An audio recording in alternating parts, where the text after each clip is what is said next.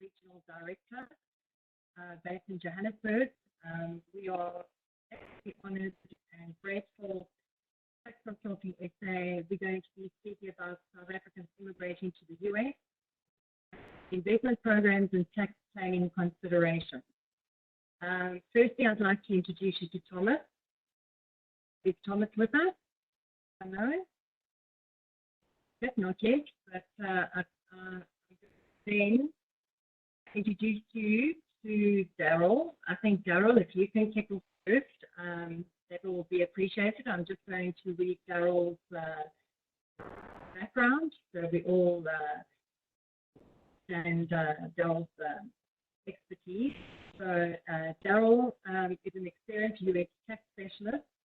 His main areas of expertise include streamlined offshore filing, a tax advisory service for individuals who are American citizens, private permanent residents, or foreign nationals working or investing in the United States.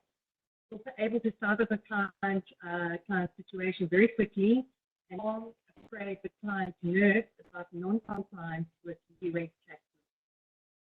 Over 3 years with expat US tax, he has been in the forefront of winning new clients, helping them aboard, and overseeing the delivery of exceptional client service. He also has a set of unique experiences, a role as a senior manager at expat US tax, having worked in 2 continents, countries, and 4 offices. Many clients across multiple countries for the past 16 years. Prior to expat US tax, he was engaged in successful stints with big accounting firms such as Arthur Andersen, PricewaterhouseCoopers, and Deloitte. He's also an enrolled agent with the IRS and holds a master's in business administration. He lives in Dubai along with his wife and 2 daughters, and mainly specializes in helping clients through the streamlined offshore procedure. Over to you, Daryl. I see Thomas has joined us, but you've been introduced, so would you like to pick up the session today? Yes, thank you, Sonia. Hello, everyone. I just want to make sure that you can all hear me. Yes, your sound is loud and clear. Thank you. Okay, excellent. Okay, so I'm here to talk about US tax considerations for South Africans who may be immigrating to the United States in the future. Okay, that's basically the broad framework of what I'm going to cover over the next few minutes. Could we move on to the next slide?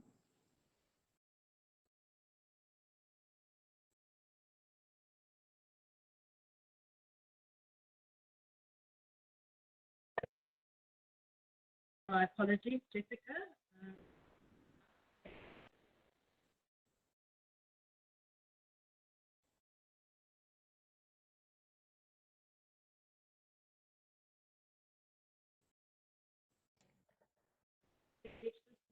Daryl, you should be able to click through your slides. Sure. Daryl, can you wait through the...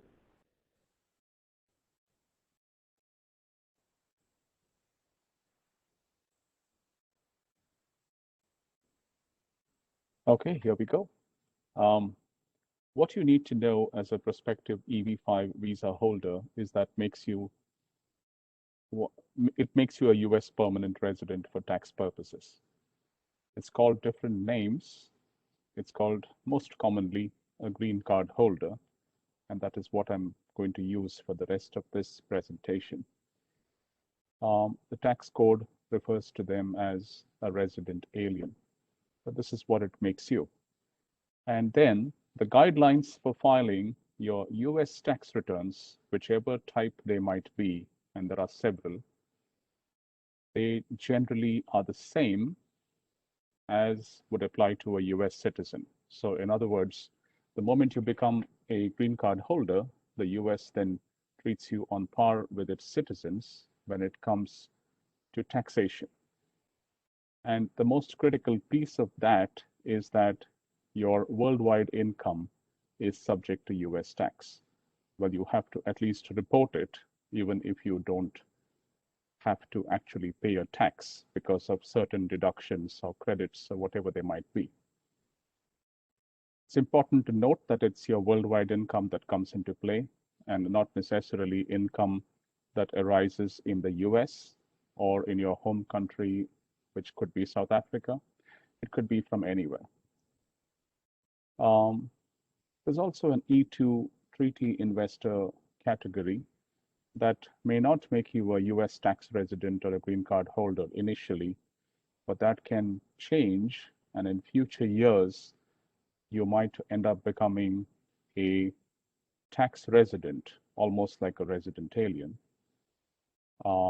without having the green card. And that is triggered by something within the US tax code known as a substantial presence test. I'm not going to get into detail about how that is calculated, but there is a formula within which residency can be determined for a foreign national, like a South African citizen, for example, under the substantial presence test. This is the broad framework and introduction to what you are looking at. In terms of timing of how the US tax system works, the US tax year is a calendar year. So it runs from January 1 to December 31. So there's no fiscal year concept here. If you receive your green card, which is via investment in the EB-5 program, if you receive that green card or permanent residency during the year, then the date on which your US tax residency begins in that year is the first day that you are physically present in the US as that green card holder. Typically, that is the date of landing. You get the visa, and then you plan to travel to the US, and you arrive in the US on a day, and that day is then the first day of your tax residency for the rest of that year. Simply put, you then are treated, like I said earlier, just like a US citizen. You're taxed on your worldwide income thereafter. There may be certain exclusions and credits available to eliminate dual taxation, especially in that first year, which typically is a transfer year where you're leaving a country like South Africa and going into the United States, and you need to look at both the countries and what that means for you. Based on your own facts and circumstances, other treatments might be possible, but then we have to look at them on a case-by-case basis. And this is why it's important to analyze each income stream that you have, so that during the process of this EB-5 approval time that it takes, there is enough time for you to sit and review everything and plan for what will be your US tax exposure once you make a landing and reach the United States under this category. We talked briefly about income streams. What might they be? These are typically the same in most parts of the world. It might be wages, which is salary for either one of the spouses if you are married. Any other income that you earn, like interest, dividends, capital gains, self-employment, rental, and things like that. You look at each one separately by itself because the treatment differs. Sometimes your dependent children who are also on the EB-5 application might have income in their own names, so we have to consider that as well. Foreign salaries, that is from a country like South Africa before you become a green card holder, are typically eligible for an exclusion. And this is on a year-by-year basis, depending on whether you decide to stay on in the United States once you make a landing, or whether you keep coming back to South Africa or another home country. Certain benefits might be available, but you do have to qualify for them. There is beneficial treatment for certain long-term capital gains, that is a capital asset which you have held for more than a year from the time it was purchased. And then the tax on that, if there is a gain, would be at a lower beneficial rate than the typical marginal rate you might have to pay on other income streams like salaries. Generally, if you then sell a home, which some of you might in South Africa or in your home country, especially if you want to buy in the United States, then under certain conditions, you can exclude up to $500,000 if it is a joint tax return, where you and your wife file a joint US tax return. You can exclude that much of gain. Self-employment tax is another concept here in the US. It is nothing but Social Security tax and Medicare tax of the US, both on you as an employer and as an employee. If there's a profit that you make through self-employment, then it is that profit which gets subject to self-employment tax. In terms of rental, if you have a property which you don't want to sell and you then lend it out, you have a tenant residing there paying you rent, then you can offset that rental income with certain rental expenses. And that is another way you can plan for the future as well. These are broad income streams that might typically be available on a US tax return that you may end up filing in the future. Apart from these income streams, you do have to look at bank account reporting or reporting of any other financial assets you might have outside the US, in South Africa, or another country. These are informational reports. There's no tax to pay, but you still have to make a full disclosure. FBAR stands for Foreign Bank Account Report. It is simply what it states it is. You report the existence of the bank accounts. Could be more than one, could be in joint names, could be an account that you have signature authority over. In addition to all of that, there's another law that the US passed about 10 years back called FATCA, which increased the burden of reporting with an additional form and also has stringent rules for banks outside the United States to conform. Just want to make sure that you are thinking about this as well. If any of you are holding shares, and this is not as an investor, but if you are active in owning a corporation in South Africa, then there may be other things that you have to consider and other forms that complicate your tax system. Eventually, there will be a gift tax consideration for all the assets that you build during your time that you are a US green card holder. And as it passes on, eventually there will have to be this consideration to gift and inheritance taxes.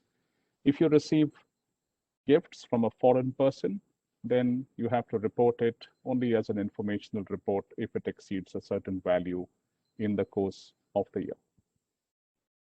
Typically, US taxes are payroll-based, especially if you are employed in the US. The highest marginal tax rate is 37%.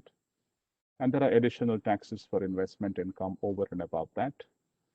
But you'll have tax at different levels. You have federal, state, and then local. For example, if you live in New York City, you'll have New York City tax as well. Certain municipalities in Pennsylvania and other states might have their own taxes too. Social Security and Medicare taxes, these are mandatory payroll taxes. And when you work in the US, this will go out of your paycheck too. Generally, these are unavoidable, but there may be other things to do to mitigate their impact on your taxes. Finally, what key considerations are there for planning as you embark on this process? No two cases are alike, but once you integrate into the US tax system, you should realize that you will be taxed on any sale, on the sale of any asset that you held before you obtained this EB-5 visa. So it's important you take an inventory of everything that you hold before you make that landing with the approved visa. Try to understand what your exposure or implications are, both at the federal and state level, so that you can take informed decisions. If you are visiting the US or living there for some time, you need to count your days typically so that it doesn't trigger worldwide taxation even before you get there as a green card holder with this EB-5 visa. And the time that is available before making the landing provides you an opportunity, a window to sit and plan and think about selling or gifting or transferring assets so that you are then exposed to a less harsher regime of the US tax system once you make a landing there and become a green card holder. This then, in a nutshell, is what I wanted to present and make you aware about. I have my contact information here. I'm sure it will be available even after this. So, Sonia, back to you. Right, Daryl, these are questions we get asked. It's a crucial part of your immigration, whether it be EB5.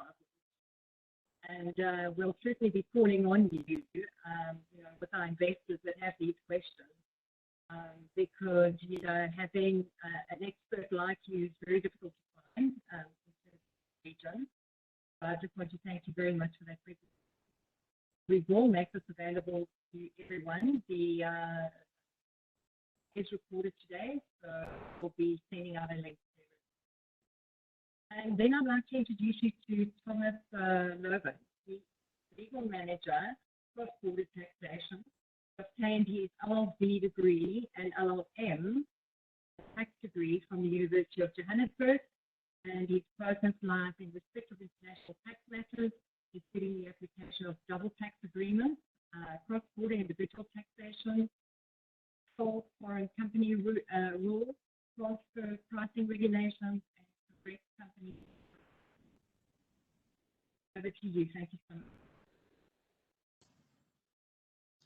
much. Thank you very much, Sonia. Please just confirm everyone can see my slides.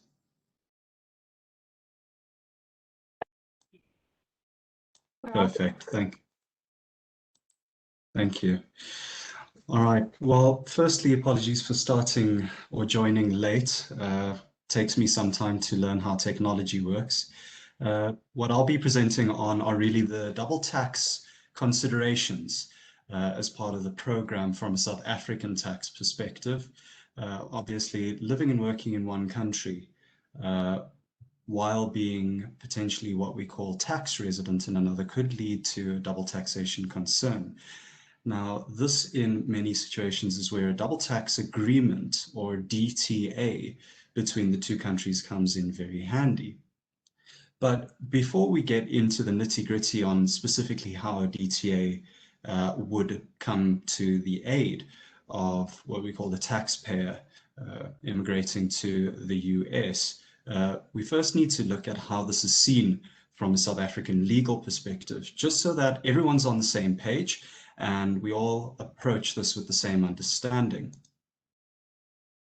Now, at the first instance, what one needs to consider is the fact that a taxpayer bears the onus of proof, the burden of proving that they are not subject to tax on a certain amount, they have a deduction available to them, or otherwise a benefit from a tax perspective.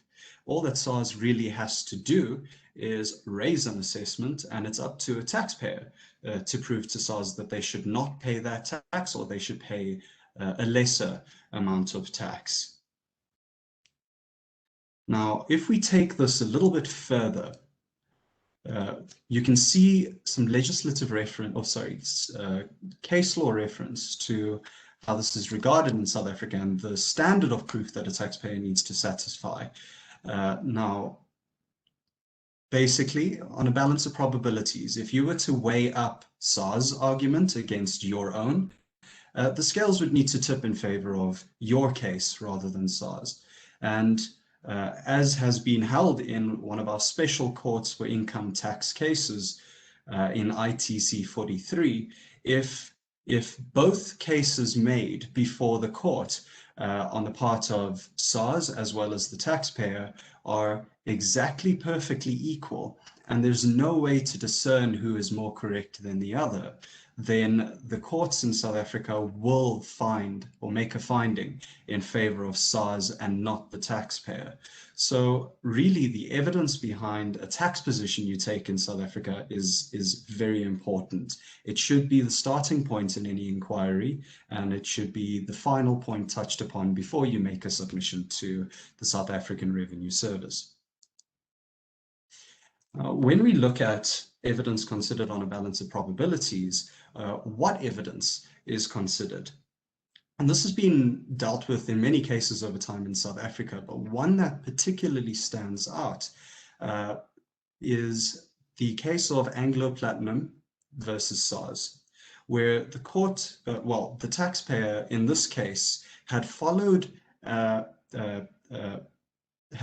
position, and they had evidence to prove that position, but it was largely subjective, speaking to their intentions without much objective substantiation behind that. And what the court said, and I'll quote in part, the court isn't concerned with the subjective belief of the parties, no matter how genuine that belief is, but whether the facts objectively viewed establish that the result was obtained. Must consider the oral and documentary evidence to assess the probabilities, again on a balance of probabilities. And the taxpayer bears the onus of proving that SARS's decision to disallow its objection to the assessments is wrong. Where it's only oral evidence available must be considered carefully in light of the available documentary evidence before a court is able to conclude whether the taxpayer discharged the onus. So what we now come to is the fact that the taxpayer must prove their tax position in South Africa where there's a benefit to them. That evidence must be considered on a balance of probabilities, and objective evidence is taken into account, not subjective. And one thing that we generally see in many cases when it comes to expatriates is the fact that they may have contacted SARS and ask them about their tax position, usually along the lines of, I'm leaving South Africa, what do I do? And in those situations, an expat will make contact with a call center employee at SARS who's not necessarily adept or qualified to advise the public on their tax affairs. That considered alongside the fact that the role of SARS is to collect revenue and not to assist taxpayers in avoiding tax. You should definitely tread carefully if you do seek to take on SARS view. Now, this is something that has come to a head fairly recently in 2018 in the Constitutional Court, where a taxpayer made use of SARS's interpretation of the law on a particular item. And for those of us who don't know, what the South African Revenue Service does is from time to time publish what we call interpretation notes, where they will give obviously their interpretation of the application of the law and how that should be applied. In this case, the taxpayer had followed the letter of that interpretation note, albeit in a little bit of a naughty fashion, but at the same time still followed it perfectly. And what the court ultimately said is that in those circumstances, it's difficult to see what advantage evidence of the unilateral practice will have for the objective and independent interpretation by the courts of the meaning of legislation in accordance with constitutionally compliant precepts. It is best avoided. So if we were to condense this down to a very simple point, if you're looking to rely on SARS view and SARS view alone without at least adopting an independent interpretation of the law on a particular item, or at least having that verified by an actual expert in the field, it is best avoided. Nevertheless, now that we're on the same page, let's get down to brass tacks. Onus of proof is on the taxpayer. It's judged on a balance of probabilities. Objective evidence will carry weight in a court of law in South Africa. And SARS view, at least exclusively SARS view, is best ignored in understanding the practice of law. Now, when it comes to immigrating from South Africa, one consideration that needs to be made in every single case is whether you are or are not what we call a tax resident. And for reference, if you are seen as a tax resident in a country, and by way of example, South Africa, you will be held liable to tax on your income from worldwide sources. It doesn't matter where the income was earned, it doesn't matter where you are, your employer, or where it's paid to. That will be subject to tax in South Africa. If you are not a resident for tax purposes, then you are only subject to tax in South Africa on income that is derived from a source within South Africa. There are two tests for tax residency in South Africa. The first and foremost test is called the ordinarily resident test. Simply put, takes into account your intention with reference to objective factors. It asks the question of whether South Africa is seen as that person's real and permanent home, whether it is the place to which they will return as a matter of course from their wanderings in other jurisdictions. And what this means is that if you are ordinarily resident in South Africa, it does not matter if you live abroad or even live abroad for a long period of time. If it is ultimately your intention to return to South Africa for retirement or otherwise, you will be seen as a tax resident in South Africa and therefore liable to tax on worldwide income. The second test is the physical presence test, or the days test. And there are three parts to this that can be difficult to follow at times, but end up being relatively simple. First requirement is that the taxpayer concerned had spent more than 91 days in the current tax year, which, by the way, runs from the 1st of March to the end of February each year. So if you spent more than 91 days in aggregate in South Africa, with part of a day being counted as a full day, then that first requirement is met. If that first requirement is met, we look to the second requirement, which is whether the taxpayer had spent more than 91 days in each of the 5 preceding tax years. Again, more than 91 days in aggregate, with part of a day being counted as a full day in each of the 5 preceding tax years. And if that is met, then the final requirement is that that taxpayer had spent more than 915 days overall in South Africa during those 5 years. Again, part of a day counts as a day, and more than 915 overall. If you meet these tests, again, you will be seen as a tax resident. So really, one wonders if there is a way out of this if you do see yourself coming to South Africa in future, and we shall get there. This is where a DTA comes in. Now, if you're seen as a tax resident in another country exclusively under a DTA, the Income Tax Act in South Africa will exclude you from being considered a resident in South Africa, notwithstanding whether you meet the ordinarily resident or physical presence tests. This proviso reads that it specifically does not include any person who is deemed to be exclusively resident of another country for purposes of the application of any agreement entered into between the governments of either country for the avoidance of double tax. So while you do have double tax agreements that are in place and are valid in terms of the domestic laws of both countries concerned, for example, the US and South Africa, this is something that has also been directly recognized and built into the South African Income Tax Act as well. Then comes the question of how is this applied? Well, flowing from what Daryl had mentioned, the fact that one may be seen as a tax resident in the US after some time, one would enter into the situation where they are seen as a tax resident in both countries. That gives rise or gives one access to what we call the tiebreaker test in the double tax agreement. which largely follows certain requirements that are very similar across most DTAs worldwide.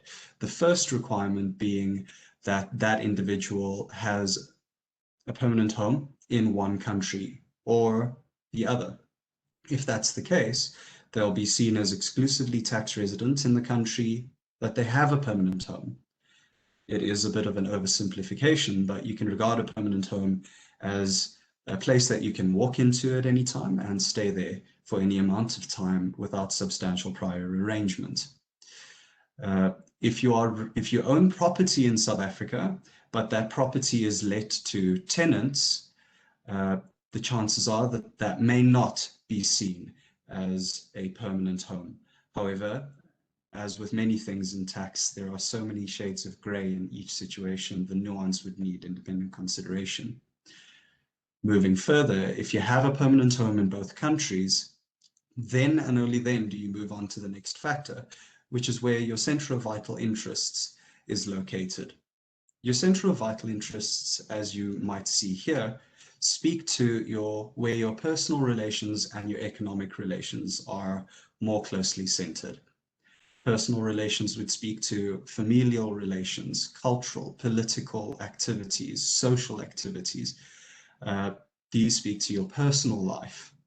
Economic relations would include, for example, where you earn the substantial amount of your income between the two countries in a vacuum, where your employment is located, or your employer or your employment services are carried out. If your centre of vital interests cannot be determined or are split between the two countries, then you would consider where your habitual abode is located. Your habitual abode is the country in which you spend more time as part of your overall mode of life. And this is not something that's considered year on year. This is something that's considered with reference to a larger snapshot of time, a few years or your life as a whole, to see which country you should be exclusively tax resident. And lastly, if you're one of those very unfortunate people who have spent or do spend exactly 6 months in both countries every year, then regard what we had for where you are a national. If that doesn't decide it because you're dual national, then it falls to the two tax authorities, the IRS and SARS, to hash it out between themselves in terms of a mutual agreement procedure. And the country with the stronger claim will then be the country of exclusive tax residence thereafter. So now that we know how the tiebreaker test works in the double tax agreement to cease South African tax residency, how do you prove that you're seen as a tax resident in the US?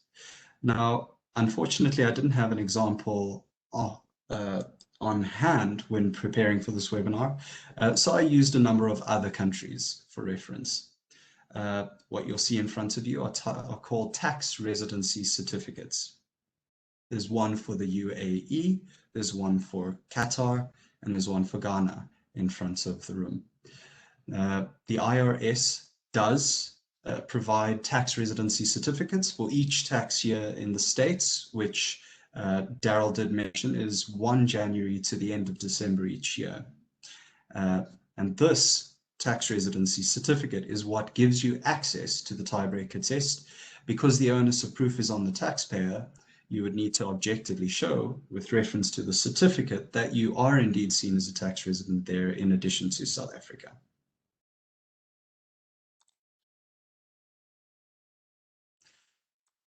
Now, a few points to keep in mind when it comes to DTA relief or tiebreaker relief is that a DTA can apply for multiple years. However, in South Africa, a double tax agreement does not automatically apply. So one will have to formally claim this in their returns every year. And as part and parcel of that, it does involve an evidence gathering process. At the same time, it can be applied for part of a year of assessment if need be. So if you leave in a November or a December, it can apply from then onwards. However, In order to be seen consistently as a tax non-resident in South Africa, you must continually qualify for exclusive US tax residency under the tiebreaker test and have a tax residency certificate issued by the IRS at a federal level every year. One or two points just to add onto this are the fact that if you are still seen as a South African tax resident before you qualify as a US tax resident, the tax that you pay in the US can be claimed as a credit against your South African taxes. What's required there is that, one, the amount is from a source in the US. Two, the tax in the US was legitimately levied, not just in terms of domestic US tax laws, but also under the DTA between the two countries. And finally, the tax is actually paid with no right of refund. Because if you do get a refund in the US, then you cannot legitimately be claiming a credit in South Africa against that amount. And that will cover the double tax aspects here. If you would like to know more, my contact details are on the screen, and please feel free to contact us, set up a call. We don't charge at the outset. Thank you. Very much, Thomas. That was really valuable explanation, and we'll be sure to call on you, and we will be sharing your contact information with our investors and any questions that they may have that they could ask.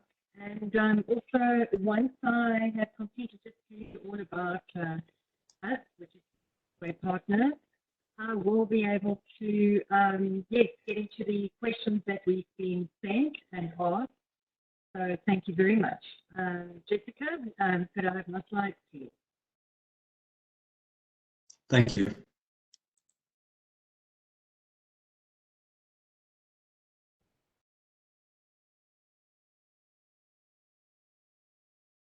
Sonia, your slides are available. You should be able to click through. Hey, Thomas.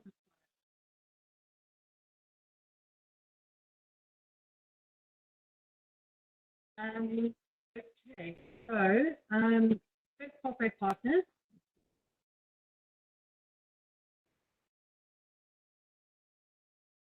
A little bit about our history. We were founded in 2008 by Bob Croft. With a 21st regional centre out of 900. We've also helped hundreds of investors over 40 countries, as you can see. And we've also got a 100% success rate on securing permanent green cards.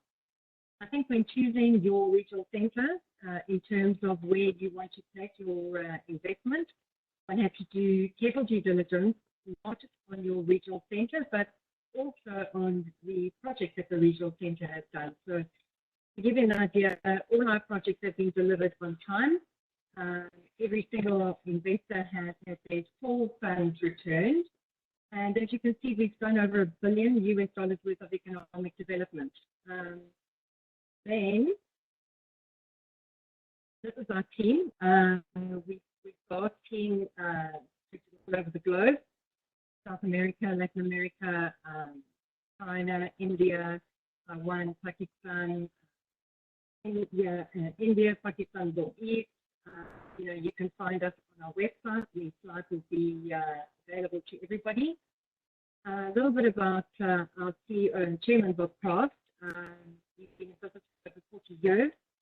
He's also an industry leader, and he's got self-governance standards in providing EB5 education opportunities. He was elected by Regional Centre Peers for the 4th term as the president of IIUSA, which stands for Invest in the USA, the National Trade Association for the EB5 Regional Centre Program. Working with Congress, he also helped reshape the legislative framework for the EB5 program, and he's also a board member of the Metropolitan Milwaukee Association, Commerce World Trade. Our global presence, as you can see, we've been recognized by the Wall Street Journal, Forbes, the Washington Post, etc. A bit about the EB-5 program. The minimum investment is $900,000 to qualify as.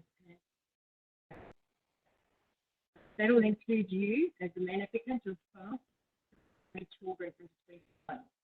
It doesn't mean if your child is about to turn 21 that you won't qualify, as long as you get your application in before your oldest child turns 21. After approval, immigrants can receive a conditional green card for 2 years. And then after 2 years, if the investment is maintained, it's created at least 10 jobs, the immigrant becomes a permanent green card holder, eventually eligible for citizenship. So the EB-5 petition is crucial. So when looking at a regional centre, one has to be sure that the requirements are met. And one of the crucial requirements is that at least 10 jobs are created under our new project. We've got more than 2.5 times the job creation that is required. More about that. And obviously, some of you may know that the project has to be in a targeted employment area.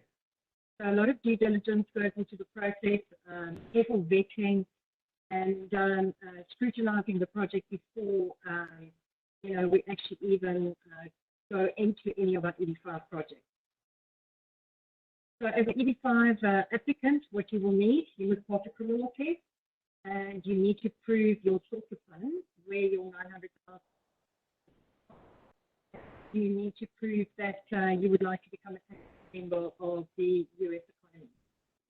You don't have to have management experience. You have to prove that you have a net worth of $900,000 so that you're not a burden on the state or the country. And you will have to live full time in the U.S.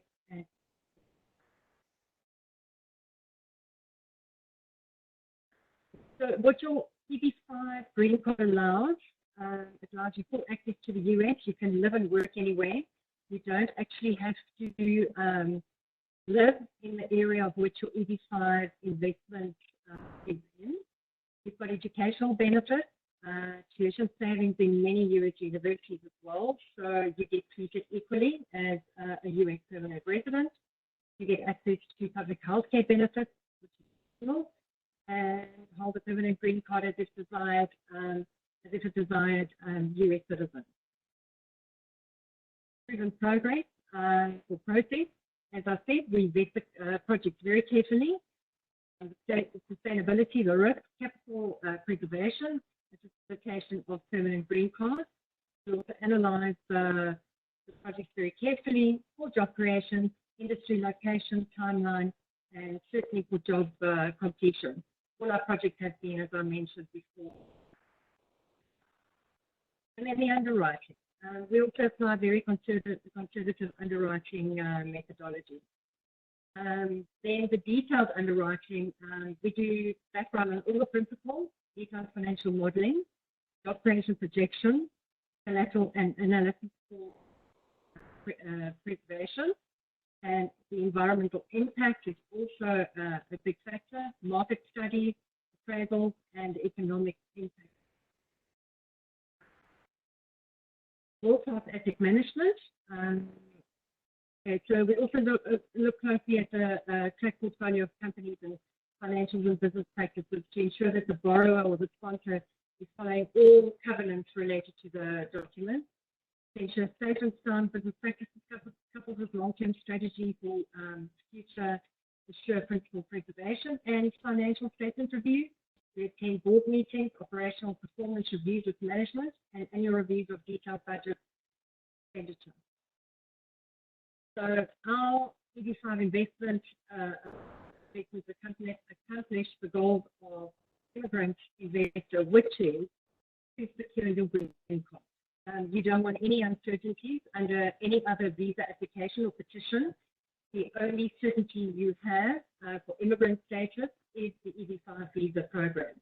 And also you need to see that you are certain that your investor capital will be returned. So as you can see, we've got 100% success rate with green card issuance as well as investor capital return. the E2 visa treaty. Now, the E2 visa is a non-immigrant. You would have to be the passport holder of an economic treaty country to the United States, and of which South Africa and Africa is not. So to be able to qualify for an E2 visa, one has to first obtain a second passport. We do have a solution for that. We have a product called Grenada. So you would be doing an investment in Grenada, which is an investment with capital returns. And, you know, once again, you would have to have expert tax advice if you choose to, or if you qualify under the E2. So you have to prove basically in your interview that your intent is not to permanently live in the United States, and that you need to still continue living in your home country and running your business in your home country. The E2, you need to invest in at least 50% of enterprise or be in a position of operational, control through a managerial position of your investment. You can chat to us about that. We do have E2 investments for you already structured and set up that are also profitable. E2 visa benefits. You can live and do business in the US. You can enter and leave multiple times. There's no restriction. It's a fast process. So generally, it's obtained within 3 months. And if you are looking to obtain a second passport to be able to qualify for an E2 visa, that process can be as quick as living in the United States. You also can have unlimited number of options. Your spouse can apply for work anywhere.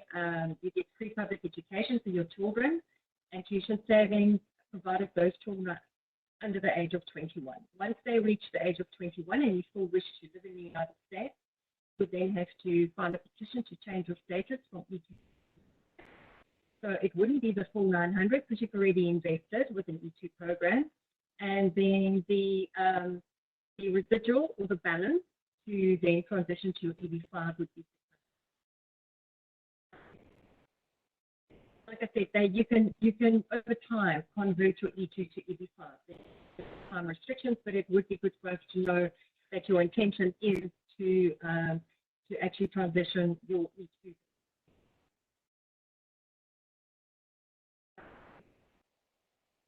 The next slide, the E2 overview.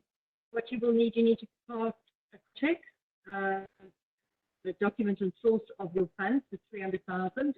You would have to have due diligence done on where the funds originated and have a desire to live in the United States because you still have to manage and oversee your project or investment you've made in a business in the United States. You don't have to document your net worth. That would be over 300,000. You can live full time in the US as long as your business is operational. Your E2 visa would be valid. To the next slide. So again, proven process is exactly like the EB5 process. Vetting the projects, the business model development, and the asset management. And the E2 investment, as you can see, it's fast residency, and you can get income distributions from your investments through us. Thank you very much. That is it from me. I would like to thank everybody for attending. If you've got any questions, let me know. I see there's some questions in the comments here. If I can read them also. And Daryl, I'm going to direct it to you. Is there a DTA in place with my work country, meaning where they're going to be working, and under what conditions would I be able to not successfully use the DTA tiebreaker test? Thanks, Sonia. So if you do have a permanent home in South Africa, but you don't have one in the US, for example, the tiebreaker test would be found in favor of South Africa in any event. If you are not seen as a tax resident for US tax purposes at a federal level, then also you won't be able to make use of the tiebreaker test. Similarly, this would not work for any individual whose spouse is still living in South Africa while they are in the US, or anyone who is rotationally in the US each time or each year. So those are specific instances where a DTA specifically would not come to the aid of an individual.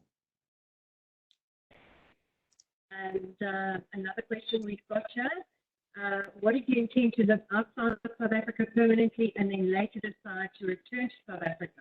The SARS say that the fact that you did return means you're always meant to return.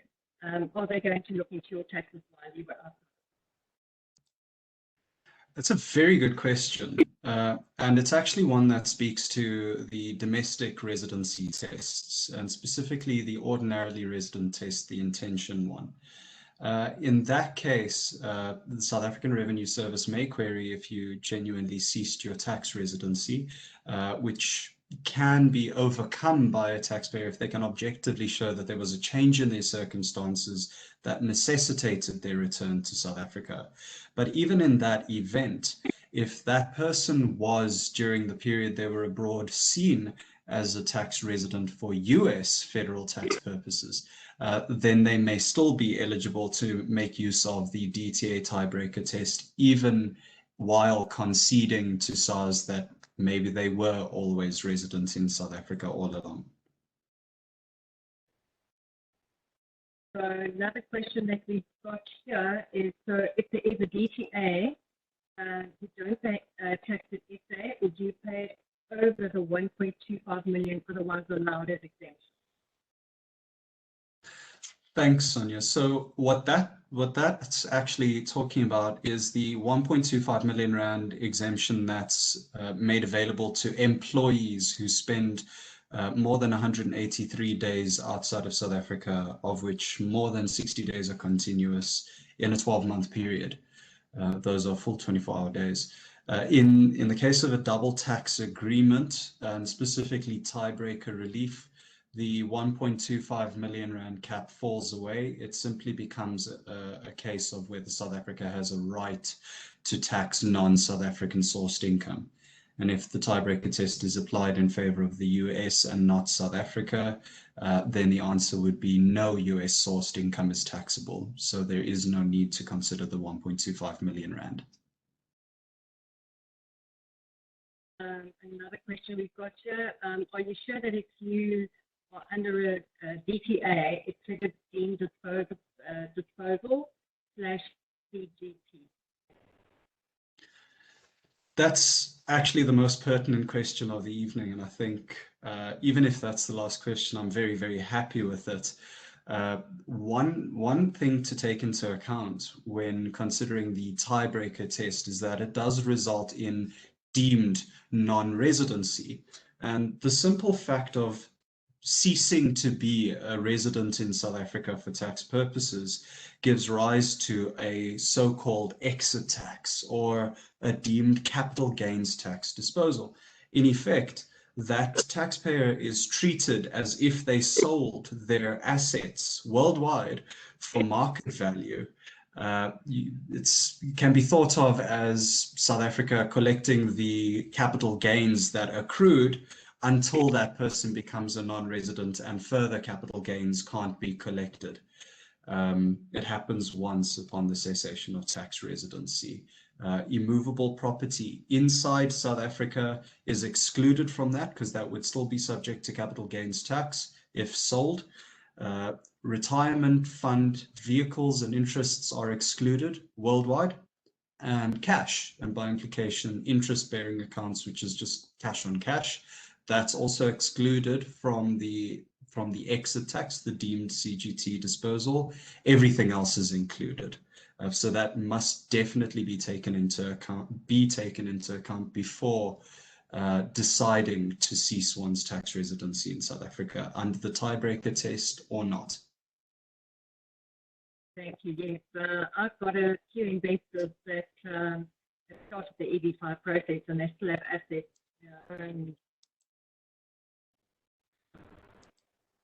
Yeah, it's a very relevant consideration for those individuals, and in those cases, typically you might find that more nuanced tax planning requirements are present when considering their exit from the South African tax net. So yeah, those definitely would require consultation if they were to proceed all the way down that non-residency route. 4 questions. Confirm, does the DTA negate all tax, or will you still be liable for the variance between the local tax and the tax back home? Also a very good question. If you qualify as a non-South African tax resident, an exclusive US tax resident under the tiebreaker test, then the DTA completely obviates all non-South African sourced amounts. Only South African sourced amounts are taxable. If you do not qualify for the tiebreaker test under the DTA and you are still a tax resident, then again, your US income as well as all other worldwide income will be taxable in South Africa. And as mentioned earlier, the DTA does provide for, but so does South African domestic law, a tax credit to offset South African tax liability for the US taxes paid.